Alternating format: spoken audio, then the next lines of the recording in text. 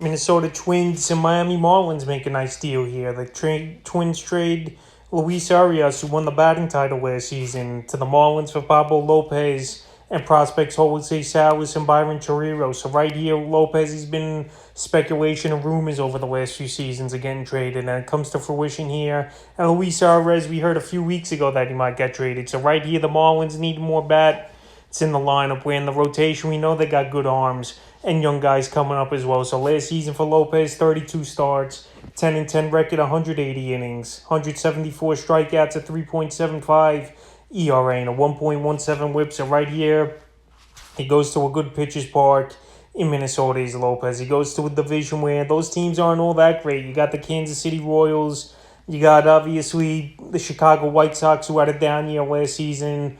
And it's just a division besides the Guardians I think Lopez could pitch well in this year here. So right now, in terms of fantasy baseball, he's probably a pitcher I'm going to target in the 8th to the 10th round range is Pablo Lopez. We know he's a good pitcher that could get outs when you need him. I know the strikeouts, he's not even averaging one per inning, but a guy who's going to go out there, pitch a lot of ball games, and help fantasy owners. So he's definitely a guy you would target 8th, 10th round. That Minnesota's a good landing spot for him, like I said. Not great hitting division. I know the Twins hitting isn't all that great in terms of run support, but it's a little bit better possibly than the Miami Marlins. And now to Luis Arrarez.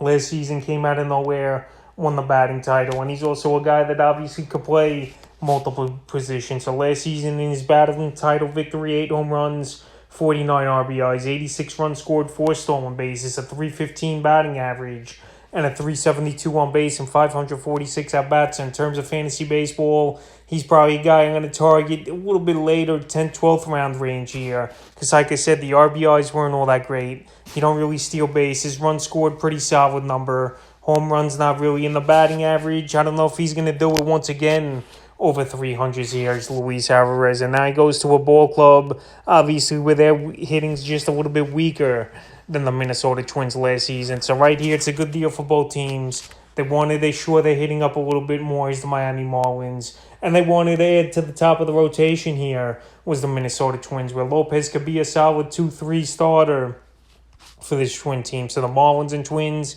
make a nice deal, and it makes sense for both teams. And we'll see if both Arrarez and Lopez can contribute and be good once again for their new teams in the upcoming 2023 season.